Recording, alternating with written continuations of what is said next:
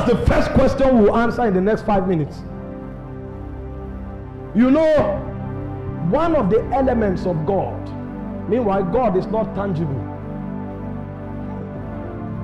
But you see, in order for mortals to be able to cognitively understand the person called Elohim, he tries to reveal himself through tangible realities. But God is immaterial, God is intangible. However, for man to be able to articulate the essence of God, he defines himself through tangible things. So the Bible says God is light. God is not light. But if he doesn't call God light, there's no way you can know God, because you know light. So because you know light, he uses light to define God.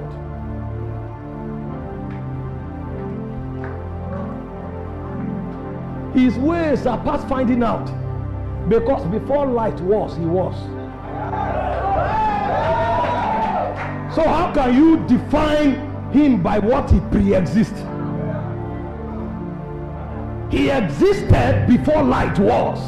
So light is insufficient in defining his essence. But in order for you to understand who he is, he uses the characteristics of light to define a deity that cannot be approached. So the Bible said he dwells in light that is unapproachable. And another way God is defined, he said God is a consuming fire. So one of the ways by which Elohim was known in the world that was, not this world, because there was a civilization that existed before this civilization. The civilization that existed before this civilization was a civilization of spirits. There were no beings with corporal elements. The world and the realms were dominated by spirits. The first earth, before it was destroyed, the governor of that earth was Lucifer, the son of the morning. So the way spirits lived was to express different dimensions of God. So there are angels that are made of light. So the way they give witness to God is not by talking, it's by manifesting him. So when you see the God that is light, he is revealed through an angelic quadrant. And then there are other angelic quadrants that reveal God as fire. There are other angelic quadrants that reveal God as sound. So when they show up, you hear volumes of sound that you don't know their origin. The reason is because there is a constant vibration in the bellies of Elohim. So those angels give testimony to the God of sound. There are angels that give testimony to the God of fire. There are angels that give testimony to the God of light. Now, there was one of the princes of Zion that doubles as an angel of fire and as an angel of light. His name was called Lucifer, the son of the morning. But because of his rank in Zion, he decided to violate the government of God. So when God wanted to judge him, you know, the way you judge men is different from the way you judge spirits, because they live in different dimensions and they are made of different elements. So when God wanted to judge Lucifer, Lucifer is the angel of fire. So the Bible said you move to and fro in the midst of the coals of fire. He was of the rank of the seraphims, the burning ones.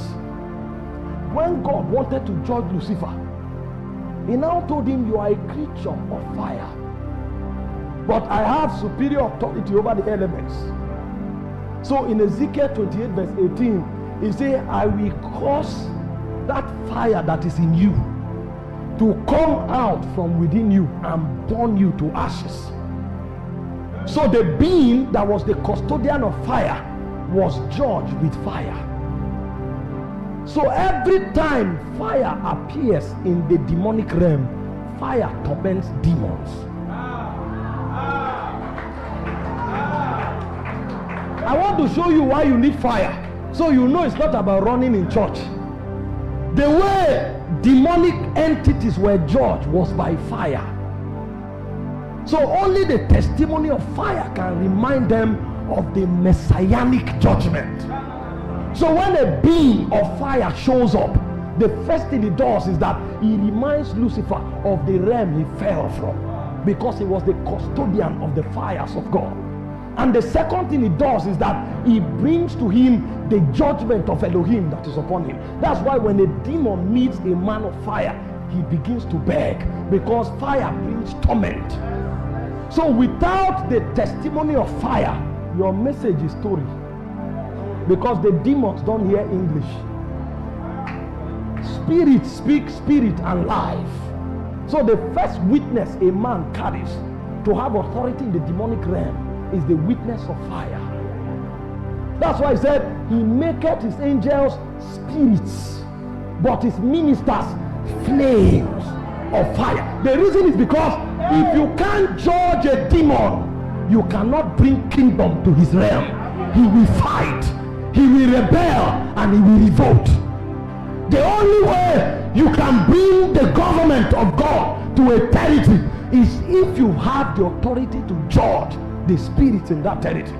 And one of the weapons of judging demonic beings is the testimony of fire, because they were judged with fire. You know, the wisdom of God is beyond human comprehension. Pastor, sit down. You want me to lose my message now? You know, this man has stature. If he stands away, because I'm flowing from the spirit. What I'm telling you, I didn't write it anywhere, and I didn't read it anywhere. All those things we were doing, I was not doing impartation, I was ascending, because my message is not in a textbook, it's in heaven.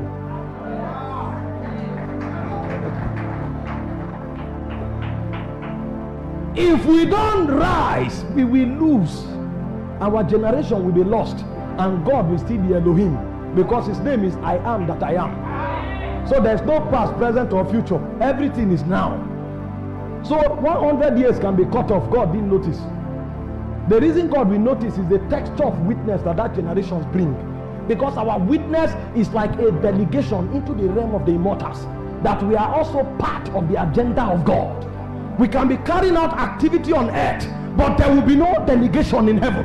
So when the immortals begin to bring verdict and legislation, they can forget our generation, until a man stands and say, restore. Restore.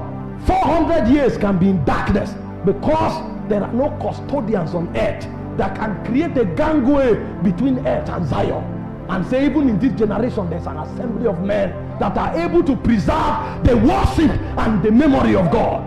There can be many churches, but there will be no territorial witness. And when the immortals begin to function, they don't function because our number is many. They function because we have a witness in the realm of God. That's why I say you have come to Mount Zion, the city of the living God. He's talking to you about a council of heaven, where God sits as king. He said there is the spirit of the just man made perfect, those who have departed from this realm. And he said there is a witness of the church of the firstborn. So without the witness of the church of the firstborn, a generation will be exempted from the immortal and eternal council and the council of Zion. And then you say we walk through time, and they'll say we didn't notice, because every generation is wielded to witnesses. That's why you hear in the days of John, there are many preachers. There were over 400 Sanhedrin, but it was called what? The day of John. John was the only one that brought witness to Zion.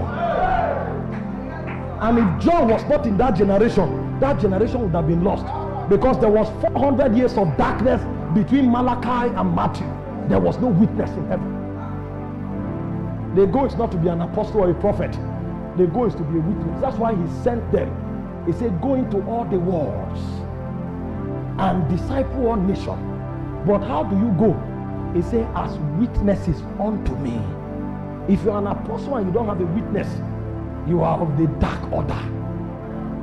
Your messages can be exegetically correct, but it will have no power in the spirit. So the first